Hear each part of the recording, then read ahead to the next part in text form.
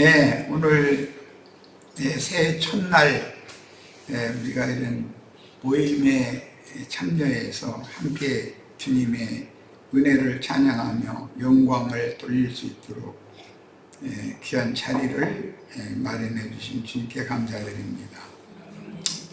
오늘 우리가 마침 백박에의 맞은편 마을에 있는 매여있던 나귀와 새끼를 풀어다가 주님이 쓰시게 하는 말씀을 나누게 됐는데, 바벨론의 포로로 매여있는 하나님의 백성들 다 영적 해방을 시켜주는 전도자로서 나아가서 증인의 사명을 잘 감당해서 매여있는 나귀와 나귀 새끼를 풀어다가 주님이 타고 영광의 성으로 입성할 수 있도록 주님께 드리는 충성된 사명을 우리가 잘 수행할 수 있도록 복을 내려주시길 바랍니다.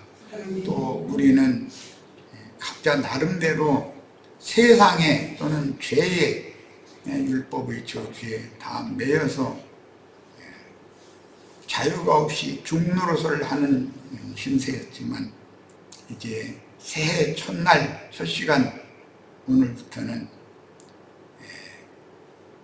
주의 성령의 감동을 통해서 우리 심령이 완전히 해방을 받고 참 자유와 하나님이 내려주시는 은총과 축복을 다 함께 누리는 한 해가 되도록 이 한 해 또한 축복해 주실 것을 주의 이름으로 간구합니다. 아멘. 아멘. 자, 마태복음 21장 1번 자료의 17페이지, 멍에 매는 짐승부터 말씀을 1시간 21장 1번 자료 나누고, 오늘 해드린 2번 자료는 두 번째 시간부터 나누도록 하겠습니다. 멍에 매는 짐승이라고 하는 것은 짐을 나르는 짐승이라는 뜻이고, 마가복음 11장 2절에는 아무 사람도 타보지 않은 짐승이라고 기록되어서 그 나귀의 순결성, 즉 이것은 나귀라고 하는 것은 어린 양으로 대속받아야 되는 혈육에 있는 하나님의 백성들, 육적인 하나님의 백성들을 상징하는 말이기 때문에 이 세상 신 마귀에게 사용되어져 본 적이 없는 나귀여야 된다.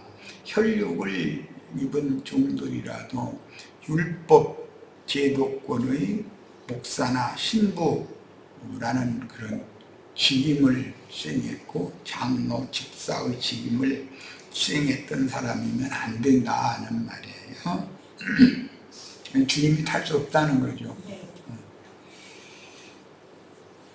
그 다음에 마태는 그 나귀가 오직 아직 멍에를 메고 있지는 않으나 곧 무거운 짐을 메야 할 것임을 상기시켜서 순교를 앞둔 육신의 부정한 몸을 상징적으로 강조하고 있는데,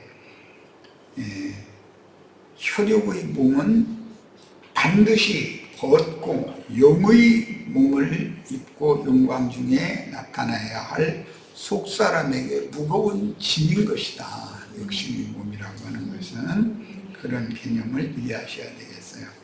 자, 이제 마태복음 21장 6절로 갑니다. 제자들이 가서 예수께서 명하신 대로 하여, 나귀와 나귀 새끼, 이것은 백박의 맞은편 마을에 매여 있는 나귀죠.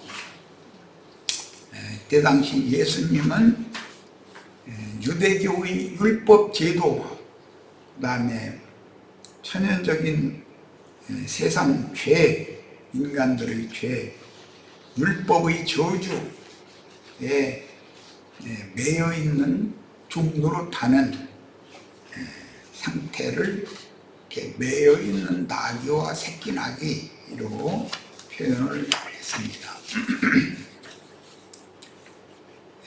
구약 성경에는 들짐승과 집짐승이 대비되어 나오는데 집짐승이라고 하는 것은 구약 시대에는 12지파인 것이고 신약 시대에는 교회의 신자들을 상징적으로 일컫는 말이에요. 그런데 정한 짐승은 집짐승이라도 방주에 탄 짐승이라도 정한 짐승은 문자상으로는 유대인들을 말하는 거고 부정한 짐승은 이방인들을 말하는 거예요.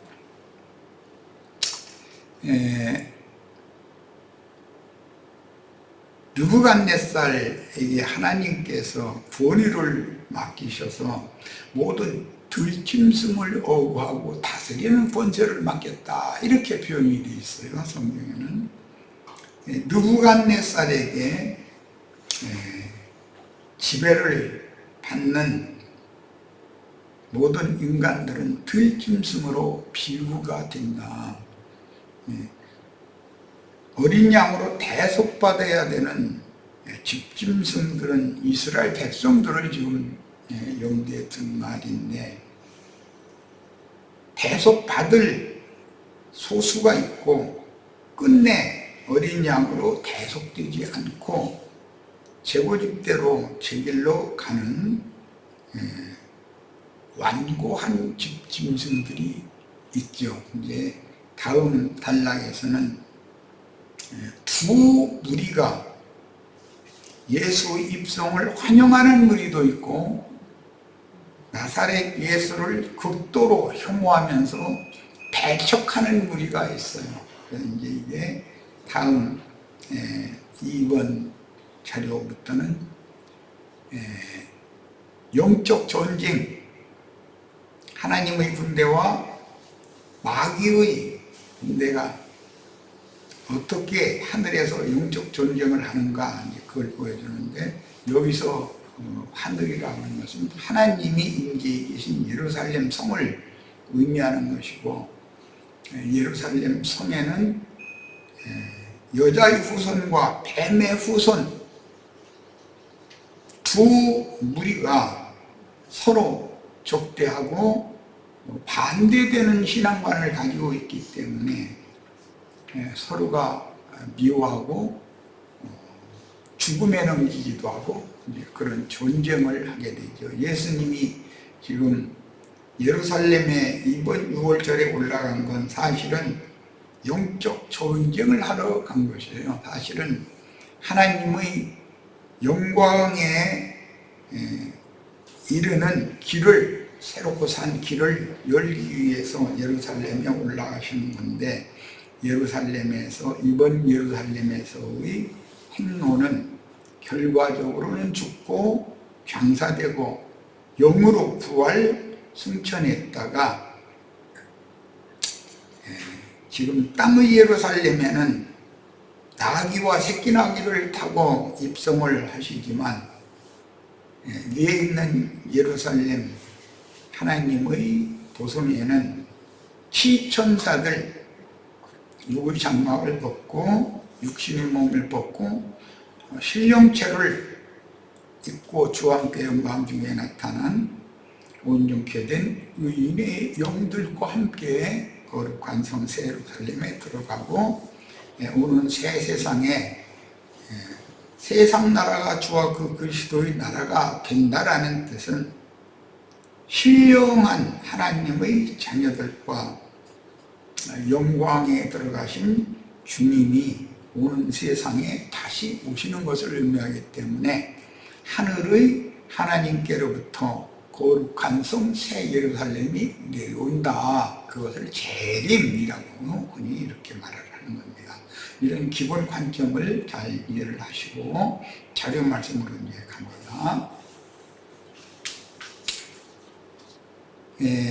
나귀와 새끼 나귀를 풀어서 주님께 쓰시도록 갖다 드렸더니 제자들은 자기들의 겉옷을 그 나귀 위에 얹어서 안장을 이제 삼은 거죠. 말하자면 푹신푹신하게 이렇게 해줬다는 것인데, 그 위에 얹음에 예수께서 그 위에 타시니 우리의 대다수는, 여기 겉옷을 벗었다라는 것은 짐승의 강물한 나귀로 상징되어진 옛사람을 벗었다, 혈육의 몸을 벗었다, 그런 것을 암시하는 말이에요. 여기 무리의 대다수는 그들의 겉옷을 길에 펴며, 제자들만 그러는 것이 아니라 예수를 환영한 무리도 겉옷을 벗는다는 것을 알 수가 있어요. 이것은 혈육의 몸으로는 하나님의 영광에 참여할 수 없고, 혈과 육은 하나님 나라를 유업으로 받을 수가 없는 거기 때문에 반드시 혈육의 몸을 벗어야 된다라는 것을 지난 시간에 아주 강조해서 말씀을 나눴어요. 겉옷을 길에 펴고 다른 이들은 나뭇가지를 베어 길에 폈다. 이 나뭇가지라고 하는 것도, 생명나무는 예수님이고 그 가지들은 제자들이고, 나뭇가지들을 베다가 초막의 덮개를 하는 절기를 지내는데, 그게 7일간 지키죠. 그 나무 가지를 뺀다라고 하는 것 역시 육신의 장막이 죽는 것을 말하는 거예요. 다 이게 상징입니다. 여기서는 모두 세 과정이 모두가 다 육신의 몸의 죽음을 염두에 두는 표현이에요. 자, 나귀 임자로 상징된 베다니, 이방인들의 교회를 대표하죠. 예수님이 이 생을 오셔서 베다니에서 잔치를 하셨고, 예루살렘 마리아 자매님의 여관집 다락방에서 유월절을 겹치셨는데, 주님의 교회는 예루살렘에 있는 교회와 이방인의 교회가 있기 때문에 거기에 대한 상징인 거예요. 모든 교회들은 집에 있는 교회입니다. 목회자들에게 보내심을 받은 두 제자는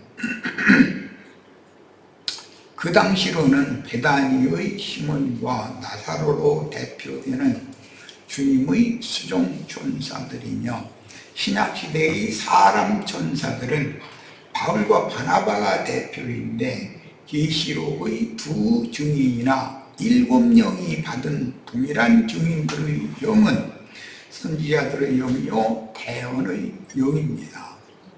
모두 지금 외적인 어떤 사람, 또 짐승, 인간, 짐승을 염두에 문자대로 기록을 했지만, 이것은 사실은 하나님은 영이시기 때문에 인간들에게 영의를 말하고자 하는 것이 목적이지, 문자대로 땅에 속한 문자대로의 말씀을 하는 것이 목적이 아닙니다. 이 문자 속에는 반드시 기록된 이의 뜻이 감춰져 있습니다.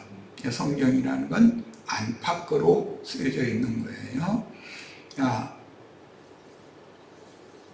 그래서 어떤 사람의 이름은 흙에 기록이 된다고 되어 있고, 어떤 사람의 이름은 하늘에 기록이 된다고 되어 있어요.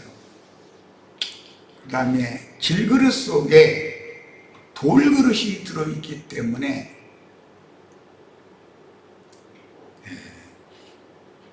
죽은 돌을 산돌로 살려서 보석집으로 세우는 재료로 연마하는 것이 교회 생활이다. 이것도 마음에 담아 두셔야 되겠어요. 주님은 신앙세계가 아무리 어두워도 모든 세대마다 온 이스라엘의 바알에게 무릎을 꿇지 않은 7천을 보존하시며, 오늘날 기독교 계에는 전부 가라지들만 있는 것이 아니죠. 하나님의 백성이 여기 섞여 있죠. 엘리야 외에도 중선지자들을 쓰셨듯이 신약의 교회에도 온 지구상의 세상신 마귀에게 절하지 않고 신앙의 정절을 지키는 7천의 남은 자손들을 보존하시며 그들을 위한 목자들을 세워서 쓰십니다. 해를 입은 한 이족의 여자가 낳은 아들들이 승천하고 지상의 남은 자들을 양육하는 말세지말의 장자교회 사역자들에게는 앞서서 가신 증인들을 대표하여 섬기는 천사들이 보내심을 받아 지상세계에서 뱀의 낯을 피하여 양육하던 성도들을 데려가고 주님이 오셨다고 기별해 주게 마련인데, 나귀와 나귀 새끼를 즉시로 보내서 천국 추수를 마무리하는 것입니다. 이것이 중매하는 사역이다, 이렇게 표현을 하죠. 그 나귀와 나귀 새끼는 이 땅에서 베다니의 맞은편에서 그 짐승 인간들을 목양하는 사람들이 것이 아니고 그 참 주인은 예수님이기 때문에 때가 되면 예수님이 오셔서 그들을 쓰시려고 시몬이나 나사로를 베다니에 가면서 베다니에 그 고통받는 이들, 유대교인들에 의해서 배척받은 이들을 잘 보호하고 돌보고 하는 그런 목양을 사실 하게 한 것을 암암리에 성경은 강조하고 있다는 것입니다. 나귀와 나귀 새끼를 끌고 와서 자기들의 겉옷을 그 위에 얹음에 예수께서 그 위에 타시니 그랬는데, 나귀들을 끌어온 두 지자가 자기들의 겉사람을 상징하는 겉옷을 벗어 그 나귀들 위에 얹는다는 뜻의 실제는 이 생에서 짐승떼에 사역하던 증인들이 순교함으로 사람 천사로 주 함께 영광의 성으로 승천하는 본을 보인다는 뜻입니다. 지금 육신의 몸을 입은 인자 예수께서 육적인 신의 도성인 땅의 예루살렘에 왕 중의 왕으로 어떤 무리에게는 환호를 받으며 입성하는 이런 그림은 오는 세상에 천국에 농사한 모든 곡물들을 다 추수해서 온전케 된 의인의 영으로 첫째 부활에 참여한 자들, 살아서 그날을 맞은 자들은 짐승의 이름이나 그 이름의 표시를 이마에나 손에 받지 않고 이긴 자들,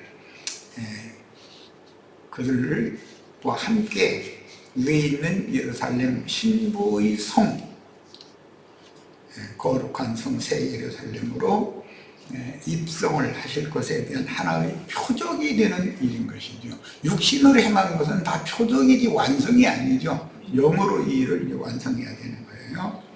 예수께서 그 위에 타시니 그랬는데 이건 이제 복수형이기 때문에 그라는 것은 낙인데 낙이가 두 마리잖아요. 지금 낙이와 새끼 복수형태입니다. 그것들 위에 타시니입니다.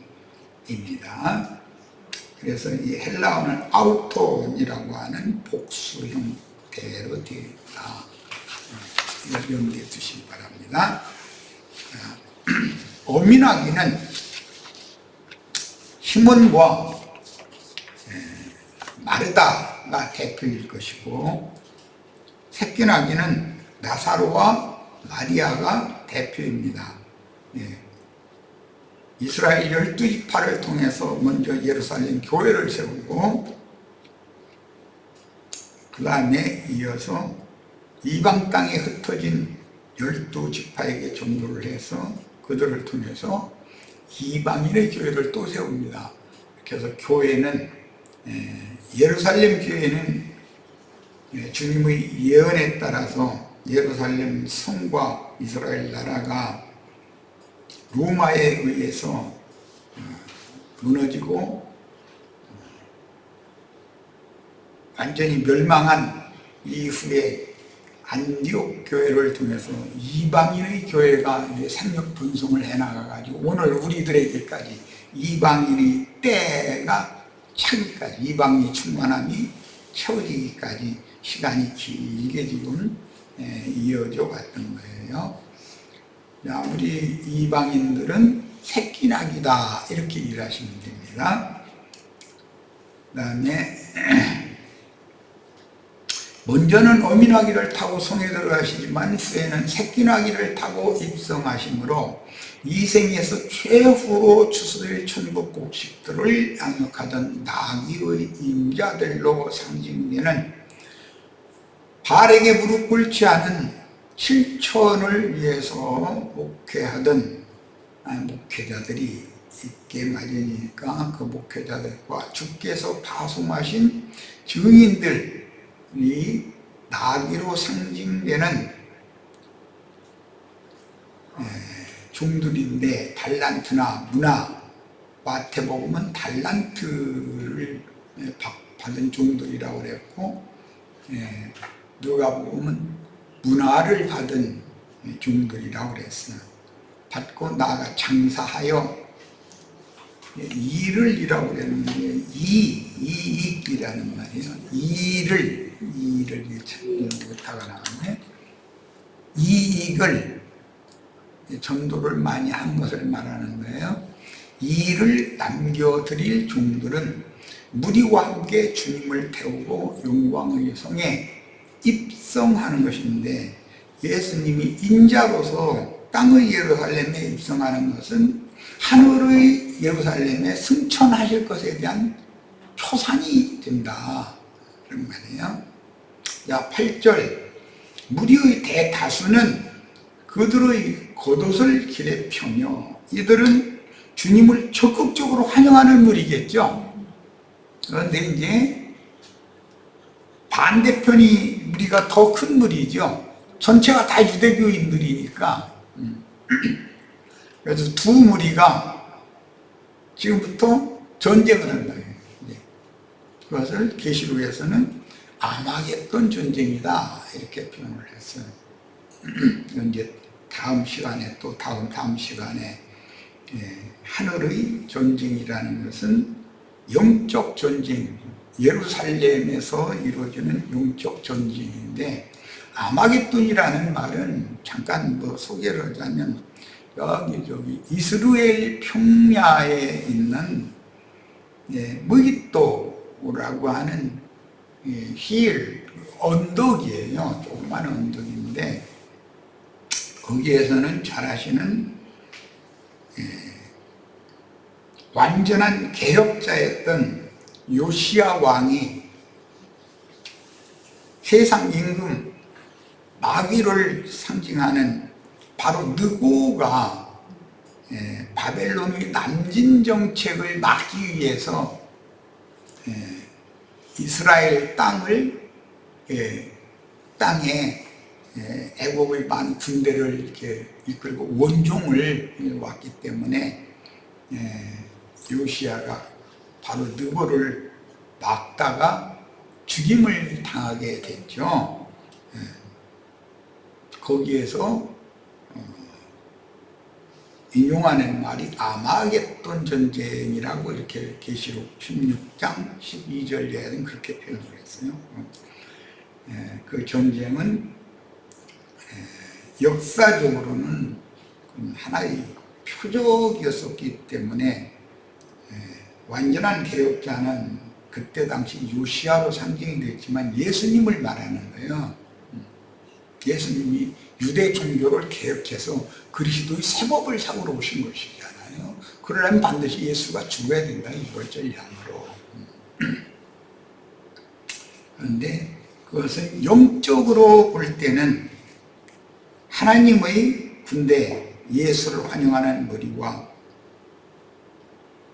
뱀의 무리, 마귀의 군대, 이 세상신 마귀의 군대가 접전을 하는 거예요. 그것이 하늘에 큰 전쟁이 이제 벌어지는 것으로 계시록이 이렇게 소개를 했고, 동방의 해 돋는 곳에서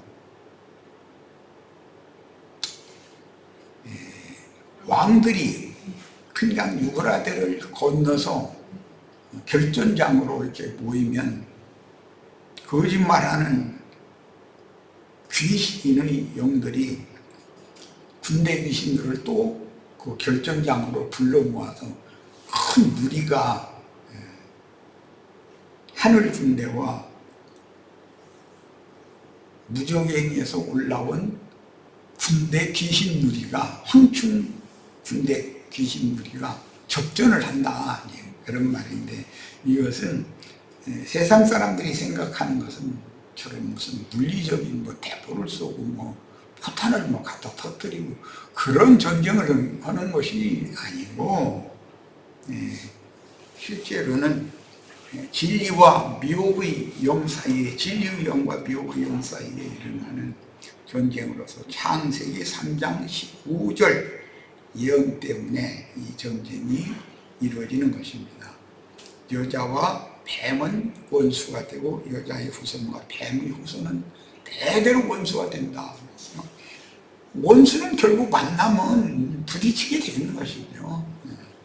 그런데 평상시에는 늘 원수가 기득권을 세상에서 세상의 표현으로 우파라고 그러는데, 우파 사람들이 이제 기득권을 항상 잡고 권세를 부리게 마련이기 때문에 좌파가 권세를 잡으면 우파 견뎌나길 못하죠. 어떻게든지 해서 저걸 무너뜨려야 되니까 싸움을 걸게 마련이죠.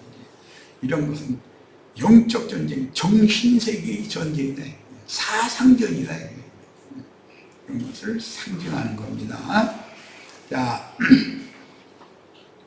무리의 대다수는 그들의 겉옷을 길에 펴고 다른 이들은 나뭇가지를 베어 길에 펴고 나귀와 나귀 새끼를 타고 신의 도성에 입성하는 길은 인자 예수께서 이 생에서 마지막으로 영광을 받으며 신의 도성인 신부성에 입성하시는 길인데, 주님이 영적인 이스라엘의 왕으로 영광의 길을 걷기 위해서는, 예수님이 죽을 때도 이스라엘의 왕으로 죽었죠.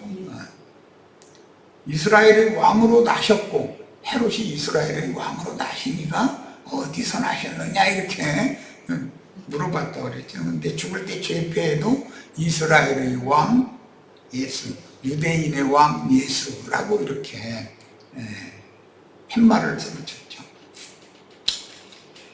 겉옷을 벗는 종들과 종려나무 가지를 잘라 길에 펴는 무리의 절대 헌신이 요구된다. 나시린의 절대 헌신의 최종점은 순교자가 되는 거예요. 목숨도 아깝게 여기지 않고 주님과 주님 나라를 위해서 자신이 모든 것을 바치는 것. 겉옷을 벗어 길에 펴거나 나뭇가지를 길에 깔아주는 이들은 주님의 예루살렘 입성을 열렬히 환영하는 무리이니, 이들은 구약 시대인 율법과 선지자의 때를 종결하는 시기에 주님을 이스라엘의 빛이신 메시아로 영접하여 새 영과, 여기다가 꽤 많이 나오네, 새 마음으로 다시 창조하시는 새 세계를 상속받을 아브라함의 믿음의 후사들, 장자권자들로서 구속하신 아담 부부의 예언을 이루게 됩니다.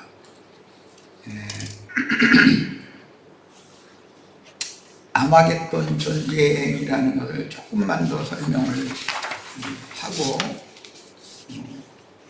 자료 2번으로 넘어가겠습니다. 항상 세상 심판이라는 것은 먼저 진리의 말씀과 거짓 교리의 분별을 위한 영적 전쟁이 선행되어져야 되고, 하나님께서 그 종선지자들에게 맡기신 복음, 하나님의 종들이 태어난 하나님의 말씀과 같이 역사에 그대로 집행을 하시기 때문에, 예수님이 지금 예루살렘에 입성하실 때 그 한 주간 동안은 대적자들과, 즉 뱀, 예루살렘의 기득권자들을 요한이나 예수님은 뱀들아 독사의 새끼들아 그랬는데, 뱀 자손들이 거기에, 뱀 자식들이 거기에 모인다 모여서 종교 행위로 율법 절기 잔치를 한다는 거죠. 그들과 주님을 진실하게 믿음으로 영접한 주님을 따르는 무리가 극과 극이죠. 서로가 반대편인 것이죠. 예수를 메시아라고 도저히 인정할 수 없는 율법 제도권의 유대교인 큰 무리와 예수를 영접하여 이분이 유대인의 왕 예수다, 다윗의 자손 예수다라고 믿는 무리는 반대편에 서기 때문에 당연히 서로 원수가 되고 전쟁을 안 할 수가 없어요. 그런데 이 영적 전쟁이 지나가면 예수님의 예언과 같이 로마에 의해서 그 예루살렘 성은 돌 위에 돌이 하나도 남지 않고 다 무너지고 예루살렘 성전은 휘파당하며 이스라엘 나라는 아주 멸망해버리는 거예요.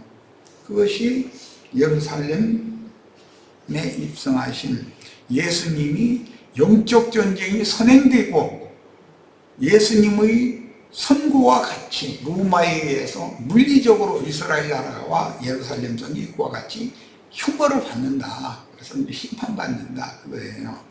그러니까 아마겟돈 전쟁을 사람들이 오해해서 무슨 물리적인 전쟁인 것으로 그렇게 해석하면 안 맞는다.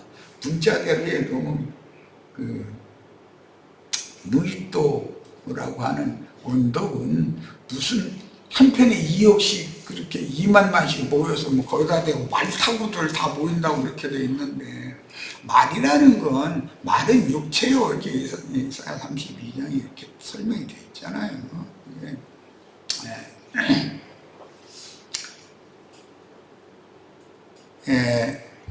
육신을 입은 그런 사람들을 통해서 진리의 말씀과 거짓된 교리가 부딪혀서 전쟁한다. 이제 그 전쟁을 아마겟돈 전쟁이라고 그러고, 최후의 심판하는 전쟁은 당세의 큰 제국에 의해서, 제국 군대에 의해서 믿음 세계가 대대적으로 박해를 받는 거.